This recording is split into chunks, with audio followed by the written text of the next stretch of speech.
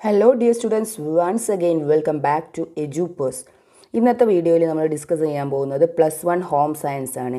ഇനി വരുന്നത് +1 ഹോം സയൻസിൻ്റെ എക്സാമിനേഷനാണ്. അപ്പോൾ ഹോം സയൻസിൽ 12ഓളം ചാപ്റ്റേഴ്സ് നമുക്ക് പഠിക്കാനുണ്ടായിരുന്നു. അതിൽ ഓരോ ചാപ്റ്ററിൽ നിന്നും പ്രധാനപ്പെട്ട നിങ്ങൾ വിട്ടുകളയാതെ പഠിക്കേണ്ട ഭാഗങ്ങളാണ്. ജസ്റ്റ് ഉത്തരങ്ങൾ വളരെ ഷോർട്ടായിട്ടുമാണ് ഇവിടെ പറയാൻ പോകുന്നത്. അപ്പോൾ വീഡിയോ എല്ലാവരും ശ്രദ്ധിച്ച് കേൾക്കുക. അപ്പോൾ നമുക്ക് വീഡിയോയിലോട്ട് പോകാം. ഒന്നാമത്തെ ചോദ്യം ഫസ്റ്റ് ചാപ്റ്ററിൽ നിന്നാണ്, സ്കോപ്പ് ഓഫ് ഹോം സയൻസ്. ഈ ചോദ്യം എല്ലാവരും നിർബന്ധമായിട്ടും പഠിക്കുക. ഹോം സയൻസിൻ്റെ വ്യാപ്തി, സ്കോപ്പ്, എന്തൊക്കെയാണ് ഹോം സയൻസിൻ്റെ വ്യാപ്തി എന്നുള്ളത്. വൊക്കേഷണൽ ആൻഡ് എഡ്യൂക്കേഷണൽ സ്കോപ്പ് ഉണ്ട്. ഫുഡ് ആൻഡ് അതിൽ വരുന്നത് food and nutrition, house keeping, interior design, അതുപോലെ തന്നെ family and human service, child development and education, fashion designing, manufacturing etcetera. ഇങ്ങനെ ഒരുപാട് സ്കോപ്പുകൾ. അതിൻ്റെ ഓരോന്നിൻ്റെയും ഓപ്പർച്യൂണിറ്റീസും ജോബ് ഓപ്പർച്യൂണിറ്റീസും ആ രീതിയിൽ വളരെ വ്യക്തമായിട്ട് നമ്മുടെ പുസ്തകത്തിൽ ഒരു ബോക്സിനകത്ത് കൊടുത്തിട്ടുണ്ട്. അപ്പോൾ അത് ക്ലിയറായിട്ട് മനസ്സിലാക്കി വായിച്ച് പഠിക്കുക. Okay, scope of home science ഇട്ട് കളയാതെ പഠിക്കുക. ഇനി രണ്ടാമത്തെ ചോദ്യം രണ്ടാമത്തെ ചാപ്റ്ററിൽ നിന്നാണ്. Difference between growth and development. ഗ്രോത്തും ഡെവലപ്മെൻറ്റും തമ്മിലുള്ള വ്യത്യാസം എന്തൊക്കെയാണ്? അതും ബുക്കിനകത്ത് ബോക്സിൽ വളരെ വൃത്തിയായിട്ട് കൊടുത്തിട്ടുണ്ട്. വളരെ ഈസിയാണ്. 1-2 പ്രാവശ്യം വായിച്ചാൽ നിങ്ങൾക്ക് മനസ്സിലാവാവുന്നതേ ഉള്ളൂ. അപ്പോൾ ആ ചോദ്യം വിട്ട് കളയാതെ പഠിക്കുക. ഒരു 4-5 മാർക്കിന് വന്നേക്കാം. Then stages of development, prenatal and postnatal. പ്രീനാറ്റലിലെയും പോസ്റ്റ് നാറ്റലിലെയും ഡെവലപ്മെൻറ്റൽ സ്റ്റേജുകൾ, ഏതൊക്കെ സ്റ്റേജുകളിലൂടെയാണ് നമ്മുടെ ഡെവലപ്മെൻറ്റ് കടന്നു പോകുന്നത് എന്നുള്ളതാണ്. അതും ഒരു പ്രധാനപ്പെട്ട ചോദ്യമാണ്. അതിനകത്ത് നിങ്ങൾക്ക് ഷോർട്ട് ആൻസർ വരാം, ഒബ്ജക്റ്റീവ് വരാം, എസ്സേ ആണെങ്കിൽ അങ്ങനെ വരാം. ഓക്കെ, സ്കോപ്പും ഒരു എസ്സേ ക്വസ്റ്റ്യൻ ആണെന്ന് ഓർക്കുക. ദെൻ ഏരിയാസ് ഓഫ് ഡെവലപ്മെൻ്റ് ആണ്. ഡെവലപ്മെൻറ്റിൻ്റെ പ്രധാനപ്പെട്ട ഏരിയാസ് ഏതെല്ലാമാണ്? നമുക്കറിയാവുന്നതാണ്. ഫിസിക്കൽ ഏരിയ, ഫിസിക്കലി നമുക്ക് ഡെവലപ്മെൻറ്റ് ഉണ്ടാവുന്നു. ദെൻ മോട്ടോർ, ലാംഗ്വേജ്, അതുപോലെ തന്നെ ഇമോഷണൽ, സോഷ്യൽ, കൊഗ്നിറ്റീവ്, ബൗദ്ധികപരമായ ഡെവലപ്മെൻറ്റ്. ഇങ്ങനെ ഇത്രയും ഏരിയാസിലാണ് നമുക്ക് ഡെവലപ്മെൻറ്റിൻ്റെ പ്രധാനപ്പെട്ട ഏരിയാസ് എന്ന് പറയുന്നത്. അതിൻ്റെ വിശദീകരണം ജസ്റ്റ് ഒന്ന് വായിച്ച് മനസ്സിലാക്കണം. ഓക്കെ, ഇനി നെക്സ്റ്റ്, ഇതും രണ്ടാമത്തെ ചാപ്റ്റർ തന്നെയാണ്. Factors affecting growth and development. ഗ്രോത്തിനെയും ഡെവലപ്മെൻറ്റിനെയും ബാധിക്കുന്ന ഫാക്ടേഴ്സ്, എഫക്റ്റ് ചെയ്യുന്ന ഘടകങ്ങൾ എന്തെല്ലാം എന്നുള്ളതാണ്. ഇതൊരു പ്രധാനപ്പെട്ട ചോദ്യം. ഇനി നമുക്ക് മൂന്നാമത്തെ ചാപ്റ്ററിലോട്ട് കടക്കാം. Major task in learning to speak എന്നതാണ് മൂന്നാമത്തെ ചാപ്റ്റർ. അതിൽ വരുന്ന പോയിൻറ്റ്സ് ഒന്ന് ഓർത്ത് വെക്കുക. ഒന്ന് പ്രൊനൗൺസിയേഷൻ ആണ്, വെക്കാബുലറി ബിൽഡിംഗ് ആണ്, ആൻഡ് സെൻറ്റൻസ് ഫോർമേഷൻ ആണ്. അതിൻ്റെ വിശദീകരണം ഒന്ന് മനസ്സിലാക്കണം. അപ്പോൾ ഇതാണ് major task in learning to speak. Okay, അതിൽ ഒരു ക്വസ്റ്റ്യൻ കൂടി, difference between positive and negative emotion. എന്താണ് പോസിറ്റീവ് ഇമോഷൻ, എന്താണ് നെഗറ്റീവ് ഇമോഷൻ, അതിൻ്റെ വ്യത്യാസം, അതും വ്യക്തമായി പുസ്തകത്തിലുണ്ട്. അതും ഒന്ന് പഠിക്കണം. ഇനി നമുക്ക് നാലാമത്തെ ചാപ്റ്ററിലോട്ട് പോകാം. What are the stages of cognitive development. Cognitive development എന്ന് കേൾക്കുമ്പോൾ തന്നെ നമ്മുടെ മനസ്സിലേക്ക് കൂടി വരുന്നത് ആരാണ്? പിയാഷെയാണ്. അപ്പോൾ പിയാഷെയുടെ കൊഗ്നിറ്റീവ് ഡെവലപ്മെൻറ്റിന് എത്ര സ്റ്റേജുകളുണ്ട്? 4 സ്റ്റേജുകളാണ് പ്രധാനമായിട്ടുള്ളത്. ഒന്ന് സെൻസറി മോട്ടോർ സ്റ്റേജാണ്, ദെൻ പ്രീ ഓപ്പറേഷണൽ സ്റ്റേജാണ്, കോൺക്രീറ്റ് സ്റ്റേജാണ്, ദെൻ ഫോർമൽ ഓപ്പറേഷണൽ സ്റ്റേജാണ്. കോൺക്രീറ്റ് ഓപ്പറേഷണൽ, ഫോർമൽ ഓപ്പറേഷണൽ, ഇങ്ങനെ 4 സ്റ്റേജുകളാണ്. പോയിൻറ്റ്സ് മാത്രമാണ് ഞാനിവിടെ പറഞ്ഞത്. അപ്പോൾ അതിൻ്റെ ഏജ് ലിമിറ്റും കാര്യങ്ങളൊക്കെ ഉണ്ട്. ഓരോ സ്റ്റേജിലും സംഭവിക്കുന്ന കാര്യങ്ങളുണ്ട്. അതൊക്കെ ഒന്ന് നിങ്ങൾ വ്യക്തമായിട്ട് പഠിക്കുക. മറ്റൊരു ചോദ്യം, ECCE. അതിൻ്റെ ഫുൾ ഫോം ചിലപ്പോൾ 1 മാർക്കിന് ചോദിക്കാം. ഏർലി ചൈൽഡ്ഹുഡ് കെയർ എഡ്യൂക്കേഷൻ ആണ്. ദെൻ ഈ ഏർലി ചൈൽഡ്ഹുഡ് കെയർ എഡ്യൂക്കേഷൻ്റെ ECCEയുടെ ഒബ്ജക്റ്റീവ്സും കൂടെ ഒന്ന് പഠിച്ചു വെക്കുക. What are the objectives of early childhood care education. പിന്നീട് ICDS എന്ന് സ്ഥാപിച്ചു, അതിൻ്റെ ലക്ഷ്യങ്ങൾ എന്തായാലും ജസ്റ്റ് ഒന്ന് അതിനെക്കുറിച്ച് കുറച്ച് വിവരങ്ങളൊന്നും മനസ്സിലാക്കി വെക്കുക. ഇനി ഒന്നുമില്ലെങ്കിൽ അതിൻ്റെ ഫുൾ ഫോമെങ്കിലും ഒന്ന് മനസ്സിലാക്കി വെക്കുക. ഇൻ്റഗ്രേറ്റഡ് ചൈൽഡ് ഡെവലപ്മെൻറ്റ് സർവീസാണ് ICDS. ഓക്കെ, ദെൻ നെക്സ്റ്റ് അതും ഒരു മാർക്കിന് അബ്രീവിയേഷൻ ഫോം എഴുതാൻ ചോദിച്ചേക്കാം.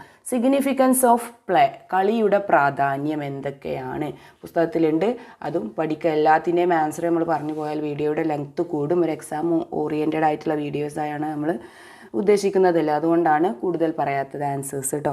Okay, next question, development during late childhood ആണ്. ലേറ്റ് ചൈൽഡ്ഹുഡ് ഏതൊക്കെയാണ് ലേറ്റ് ചൈൽഡ്ഹുഡിൽ ഉണ്ടാകുന്ന ഡെവലപ്മെൻറ്റുകൾ? ഒന്ന് ഫിസിക്കൽ ഡെവലപ്മെൻറ്റ് ഉണ്ടാകുന്നുണ്ട്, മോട്ടോർ ഡെവലപ്മെൻറ്റ് ഉണ്ടാകുന്നുണ്ട്, സെൽഫ് ഹെൽപ്പ് സ്കിൽ അല്ലേ, അതുപോലെ സോഷ്യൽ ഹെൽപ്പ്, സാമൂഹിക ജീവികളെ സഹായിക്കാനുള്ള, അതുപോലെ സ്വന്തത്തെ സഹായിക്കാനുള്ള സ്കില്ലുകൾ പഠിക്കുന്ന, then social language, emotional change, cognitive change, ഇതൊക്കെയാണ് പ്രധാനപ്പെട്ട ലേറ്റ് ചൈൽഡ്ഹുഡിൽ ഉണ്ടാകുന്ന ഡെവലപ്മെൻറ്റ്സ് എന്ന് പറയുന്നത്. ഓക്കെ, മറ്റൊരു പ്രധാനപ്പെട്ട ചോദ്യം ടെക്നിക്സ് ഓഫ് ഡിസിപ്ലിൻ.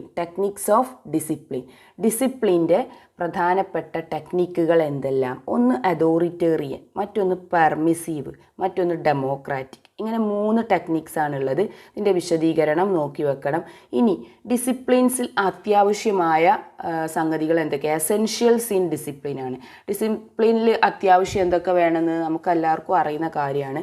ഒന്ന് റൂള് അല്ലേ, റൂള് വേണം, കൺസിസ്റ്റൻസി വേണം, പണിഷ്മെൻറ്റ് വേണം, റിവാർഡ് വേണം. എന്തൊക്കെയാണ് റൂള്, കൺസിസ്റ്റൻസി, പണിഷ്മെൻറ്റ്, റിവാർഡ് കേട്ടോ. അപ്പോൾ ഡിസിപ്ലിന് ബന്ധപ്പെട്ട ഈ കാര്യങ്ങൾ പോയിൻറ്റ്സ് ഒന്ന് പഠിച്ചു വെക്കുക. ഇനി നെക്സ്റ്റ് അടുത്തതിലോട്ട് പോകാം. ക്യാരക്ടറിസ്റ്റിക്സ് ഓഫ് അഡോളസൻസ്, അടുത്ത ചാപ്റ്ററാണ് ക്യാരക്ടറിസ്റ്റിക്സ് ഓഫ് അഡോളസൻസ്. ആ ചാപ്റ്ററിൽ നിന്ന് വരുന്നതാണ്. അഡോളസൻസിൻ്റെ സവിശേഷതകൾ എന്തൊക്കെയാണ്? പ്രധാനപ്പെട്ട സവിശേഷതകളൊന്ന് പെട്ടെന്ന് പോയിൻറ്റ്സ് പറഞ്ഞു പോകാം. ഒന്ന്, it is a significant period. Then transitional phase ആണ് അഡോളസൻസ് എന്ന് പറയുന്നത്, മാറ്റങ്ങളുടെ ഘട്ടങ്ങളാണ്. ദെൻ പ്രോബ്ലം ഏജ് അല്ലേ, വളരെ പ്രോബ്ലമാറ്റിക് ആയിട്ടുള്ളൊരു കാലഘട്ടമാണ്. Then time of identity formation, unrealistic aspirations and threshold of adulthood. മറ്റൊരു point time of experimentation, idealism, conflict. ഇതൊക്കെയാണ് അഡോളസൻസ് എന്ന് പറയുന്നത്. മറ്റൊന്ന് specific issues and concerns during adolescence. ഇതൊക്കെയാണ് അഡോളസൻസിൻ്റെ പ്രധാനപ്പെട്ട സവിശേഷതകൾ. ഇനി അഡോളസെൻറ്റ് ഡിസോർഡേഴ്സ് ആണ് അടുത്തൊരു ചോദ്യം സാധ്യതയുള്ള. അഡോളസൻസ് ഡിസോർഡേഴ്സ്, അഡോളസൻസ് കൗമാരഘട്ടത്തിൽ ഉണ്ടാകുന്ന ഡിസോർഡറുകൾ എന്തൊക്കെയാണ്? ഒന്ന്, അനോറെക്സിയ നെർവോസ എന്താണെന്നുള്ളതെന്ന് നിങ്ങൾ വായിച്ച് നോക്കി മനസ്സിലാക്കി നിങ്ങൾ പഠിച്ച കാര്യമാണ്. ഒന്നും കൂടെ ഒന്ന് റിമൈൻഡ് ചെയ്യുക. Anorexia nervosa, it is a disorder. ഈ ഒരു ഡിസോർഡർ അഡോളസൻസിൽ ഉണ്ടാവുന്നതാണ്. അഡോളസെൻറ്റ് ഏജിൽ വരുന്ന കുട്ടികളിൽ കാണപ്പെടുന്നതാണ്. Bulimia nervosa disorder. മറ്റൊന്നാണ് അഡോളസൻസ് ഒബിസിറ്റി. പിന്നെ ഡിപ്രഷൻ, നമ്മൾ പറയുന്ന സാധാരണ പറഞ്ഞു കേൾക്കുന്ന ഡിപ്രഷനും അഡോളസൻസിൽ ഉണ്ടാകുന്ന ഒരു ഡിസോർഡറാണ്. പിന്നെ സൂയിസൈഡൽ ബിഹേവിയർ, ആത്മഹത്യ ചെയ്യാനുള്ള ടെൻഡൻസി ഇത്തരം കുട്ടികളിൽ ഉണ്ടാകുന്നതാണ്. സബ്സ്റ്റാൻസ് അബ്യൂസ്, അഡോളസൻസ് സ്ട്രെസ് ഉണ്ടാവാറുണ്ട്. പിയർ പ്രഷർ, കൂടെ ഉള്ള ഒരേ സമപ്രായക്കാരിൽ നിന്ന് കുട്ടികൾക്കുണ്ടാകുന്ന പ്രഷേഴ്സ്. ദെൻ പേഴ്സണൽ പ്രോബ്ലംസ്, മറ്റു വ്യക്തിപരമായ പ്രശ്നങ്ങൾ. ഇതൊക്കെ അഡോളസെൻറ്റിൽ കാണപ്പെടുന്ന ഡിസോർഡറുകളാണ്. ഓക്കെ, മറ്റൊന്ന് മാനേജ്മെൻറ്റ് ഓഫ് അഡോളസൻസ് സ്ട്രെസ്. ഈ അഡോളസൻസ് സ്ട്രെസ്സിനെ നമുക്ക് എങ്ങനെ മാനേജ് ചെയ്യാം? എന്തൊക്കെ പോയിൻറ്റ്സ് അതിൽ ഉൾപ്പെടുത്താം? Think positively and optimistically. Then seek social support നമുക്ക് ഉപയോഗപ്പെടുത്താം. Then use multiple coping strategies using relaxation ടെക്നോളജികൾ. ഇപ്പോൾ ഔട്ടിങ്ങിന് പോവുക, അല്ലെങ്കിൽ എപ്പോഴും നമ്മൾ എൻഗേജ്ഡ് ആയിരിക്കുക, അങ്ങനെ എന്തെങ്കിലും കാര്യത്തിലൊക്കെ ഇൻവോൾവ് ആവുക, അതൊക്കെ റിലാക്സേഷൻ ടെക്നിക്സൊക്കെ ആയിട്ട് ഉപയോഗിക്കുക. അപ്പോൾ ഈ രീതിയിൽ നമുക്ക് അഡോളസൻസ് സ്ട്രെസ്സിനെ മാനേജ് ചെയ്യാം. Then next chapter 6 responsibilities of adulthood. ആ ചാപ്റ്ററിൽ നിന്ന് ചോദിക്കുന്ന ഒരു ചോദ്യമാണ് റെസ്പോൺസിബിലിറ്റീസ് ഓഫ് അഡൾട്ട്ഹുഡിൻ്റെ റെസ്പോൺസിബിലിറ്റീസ്. ഒന്ന്, മുതിർന്നാൽ നമ്മളെ ഉത്തരവാദിത്തങ്ങൾ എന്തൊക്കെയാണ്? ഒരു കരിയർ ചൂസ് ചെയ്യണം, choosing A career. Then choosing A life partner, ഒരു ലൈഫ് പാർട്ട്ണറെ ചൂസ് ചെയ്യണം, അതായത് കല്യാണം കഴിക്കണം അല്ലേ. ദെൻ മെയിൻറ്റെയിനിങ് ഫാമിലി, എന്നിട്ട് ഫാമിലി മെയിൻറ്റെയിൻ ചെയ്ത് കൊണ്ടുപോകണം. Next need of aged people. നമുക്ക് ചുറ്റും കാണുന്ന പ്രായമായ ആളുകളുടെ ആവശ്യങ്ങൾ, അവരുടെ ഇമോഷൻ എന്തൊക്കെയായിരിക്കും, അവർക്ക് എന്തെല്ലാം ആവശ്യം, അവർക്ക് ഫിസിക്കൽ നീഡ് വേണം, സോഷ്യൽ നീഡ് വേണം, ഇമോഷണൽ സപ്പോർട്ട് അഥവാ ഇമോഷണൽ നീഡ് വേണം, അതുപോലെ വൊക്കേഷണൽ ഓർ ഫൈനാൻഷ്യൽ നീഡ് വേണം, റിക്രിയേഷണൽ വേണം, സ്പിരിച്വൽ വേണം. ഇതൊക്കെയാണ് പ്രധാനപ്പെട്ട നീഡ്സ്. ഇതൊന്ന് വിശദമായിട്ട് വായിക്കുക. Then 7th chapter types of immunity. 7ാമത്തെ ചാപ്റ്ററിൽ നിന്ന് വരാവുന്ന ഒരു ചോദ്യമാണ് ടൈപ്സ് ഓഫ് ഇമ്മ്യൂണിറ്റി. അത്ര നോക്കിയാൽ മതി പ്രധാനപ്പെട്ടത്. ഇനി 8ാമത്തെ chapter issues of human development. Issues of human development. 1 discrimination against girl ചൈൽഡിനെതിരെയുള്ള ഡിസ്ക്രിമിനേഷൻ. പിന്നെ child labour, juvenile delinquency, motor or physical issues, disability, mental retardation, sexually transmitted diseases. ഇതൊക്കെയാണ് പ്രധാനപ്പെട്ട ഹ്യൂമൻ ഡെവലപ്മെൻറ്റിൽ വരുന്ന പ്രശ്നങ്ങളെന്ന് പറയുന്നത്. ഇനി നെക്സ്റ്റ് അതിൽ വേറൊരു ക്വസ്റ്റ്യൻ കോസസ് ഓഫ് വിഷ്വൽ ഇമ്പയർമെൻറ്റിന് അല്ലെങ്കിൽ വിഷ്വൽ ഇമ്പയർമെൻറ്റിനുള്ള കാരണങ്ങൾ. Causes of visual impairment. Okay. Congenital and developmental disorders, genital disease, അതുപോലെ deficiencies, injury, accidents etcetera. Okay. Then next characteristics of mental retardation. Mental റിട്ടാർഡേഷൻ്റെ സവിശേഷതകൾ എന്തെല്ലാം? മെൻ്റൽ റിട്ടാർഡേഷനുള്ള കുട്ടികളിൽ നമ്മൾ കാണപ്പെടുന്ന അവരുടെ കുറവുകൾ അല്ലെങ്കിൽ അവരിൽ കാണപ്പെടുന്ന സവിശേഷതകൾ. സ്ലോ റിയാക്ഷൻ, അവർ പെട്ടെന്നൊന്നും റിയാക്ട് ചെയ്യാൻ അവർക്ക് കഴിയില്ല, കുറച്ച് സ്ലോ ആയിരിക്കും. ആബ്സെൻസ് ഓഫ് ക്ലാരിറ്റി, അവർ പറയുന്ന കാര്യങ്ങളിൽ എന്തുണ്ടാകും, ക്ലാരിറ്റി കുറവുണ്ടാവും. Then inability to learn fast, അവർക്ക് പെട്ടെന്ന് പഠിക്കാൻ കഴിയില്ല. അതുപോലെ inability understand quickly, inability to decide, തീരുമാനമെടുക്കാനും അവർക്ക് കഴിവ് കുറവാണ്. ലാക്ക് ഓഫ് കോൺസെൻട്രേഷൻ, കാര്യങ്ങൾ കോൺസെൻട്രേഷൻ ചെയ്യാൻ പറ്റില്ല. ദെൻ ഡിസ്റ്റിങ്ക്വിഷബിൾ ഫിസിക്കൽ അപ്പിയറൻസ്, അവരുടെ ഫിസിക്കൽ അപ്പിയറൻസിനും തന്നെ നല്ല വ്യത്യാസം ഉണ്ടായിരിക്കും. നമുക്ക് കാണുമ്പോൾ തന്നെ മനസ്സിലാവും അവർ അത്തരത്തിലുള്ള കുട്ടികളാണെന്നുള്ളത്. ഓക്കെ. അപ്പോൾ ആ പോയിൻറ്റ്സ് ഒന്ന് ഓർത്തു വെക്കുക.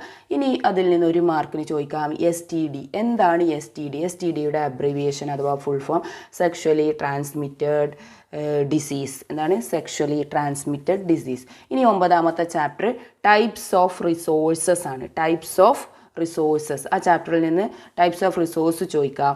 എന്തൊക്കെയാണ് types of resources? Types of റിസോഴ്സിനെ നമുക്ക് രണ്ടായിട്ട് പറയാം. ഒന്ന് ഹ്യൂമൻ റിസോഴ്സസും മറ്റൊന്ന് നോൺ ഹ്യൂമൻ റിസോഴ്സസും. ഹ്യൂമൻ റിസോഴ്സസിൽ വരുന്നത് time, energy, knowledge, skill, ability, attitude. ഇതാണ് എന്ത് ഹ്യൂമൻ റിസോഴ്സുകൾ. Then non human resource money, material good, commodity facilities etcetera. Then steps in decision making, തീരുമാനം എടുക്കുന്നതിലുള്ള സ്റ്റെപ്സ് എന്തൊക്കെയാണ്? അതും 9ാമത്തെ ചാപ്റ്ററിലെ ഒരു പ്രധാന ചോദ്യമാണ്. അതൊന്ന് ആ സ്റ്റെപ്സ് പഠിച്ചു വെക്കുക. ഇനി 10ാമത്തെ ചാപ്റ്ററിലോട്ട് പോകാം. Factors while making a time plan. ഒരു ടൈം പ്ലാൻ നമ്മൾ ഉണ്ടാക്കുമ്പോൾ ശ്രദ്ധിക്കേണ്ട ഫാക്ടേഴ്സ് എന്തൊക്കെയാണ്? ദെൻ അതുപോലെ what are the ways to reduce fatigue reduce ചെയ്യാനുള്ള മാർഗങ്ങൾ. ഇമ്പോർട്ടൻസ് ഓഫ് ബഡ്ജറ്റിങ്ങിൻ്റെ പ്രാധാന്യം. Steps in preparation of family budget. 10ാമത്തെ ചാപ്റ്ററിൽ നിന്ന് ഈ 4 ചോദ്യങ്ങൾ പഠിച്ചു വെക്കുക. ദെൻ 11ൽ നിന്നും design. What is design? What are the types of design? അല്ലേ?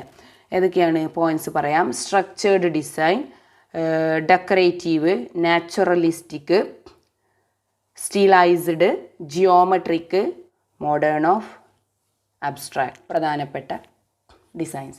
ഈ ഡിസൈൻസിൻ്റെ എലമെൻറ്റ്സ് എന്തൊക്കെയാണ്? What are the elements of design? Line വേണം, കളർ വേണം, ഫോം വേണം, ടെക്സ്ചർ വേണം, സ്പേസ് വേണം. Line, colour, form, texture, space. ഇതാണ് ഡിസൈൻ്റെ പ്രധാനപ്പെട്ട എലമെൻറ്റ്സ് എന്ന് പറയുന്നത്. ഇനി last chapter importance of consumer education. 12ാമത്തെ ചാപ്റ്ററിൽ നിന്നും വരാവുന്ന ഒരു ചോദ്യം. ചാപ്റ്ററിൻ്റെ പേരല്ല കേട്ടോ പറഞ്ഞത്. Importance of consumer education. ആ ഒരു ചോദ്യം പഠിക്കുക. എന്തൊക്കെയാണ് അതിൻ്റെ importance? Then problem faced by consumers face ചെയ്യുന്ന പ്രോബ്ലംസ് എന്തൊക്കെയാണ്? ദെൻ കൺസ്യൂമർ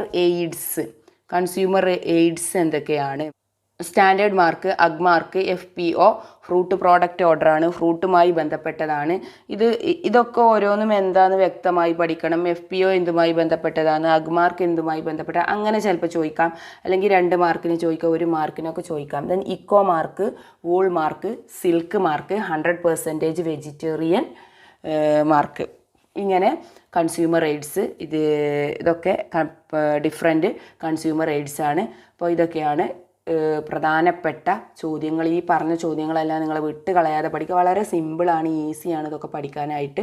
ജസ്റ്റ് ഈ പോയിൻറ്റ്സുകൾ നിങ്ങൾ കറക്റ്റ് പഠിക്കുക. ബാക്കി വായിച്ച് മനസ്സിലാക്കി വെച്ചിട്ട് നിങ്ങളുടേതായ വേർഡ്സിൽ എഴുതാൻ ശ്രമിക്കുക. അപ്പോൾ വീഡിയോ നിങ്ങൾക്ക് ഇഷ്ടപ്പെട്ടെന്ന് കരുതുന്നു. ഇഷ്ടപ്പെട്ടെങ്കിൽ കാണുന്നവർ ദയവ് ചെയ്തൊന്ന് ലൈക്ക് ചെയ്ത് കാണാൻ ശ്രമിക്കും. യൂസ്ഫുൾ ആണെങ്കിൽ നിങ്ങളുടെ കൂട്ടുകാർക്കും മറ്റും ഷെയർ ചെയ്ത് കൊടുക്കുക. സബ്സ്ക്രൈബ് ചെയ്യാൻ മറക്കാതിരിക്കുക. നെക്സ്റ്റ് വീഡിയോയിൽ നമുക്ക് ഇനി വരുന്ന എക്സാമുകളുടെ ക്ലാസ്സുകളുമായിട്ട് കാണാം. അതുവരെ എല്ലാവർക്കും ബൈ ബൈ.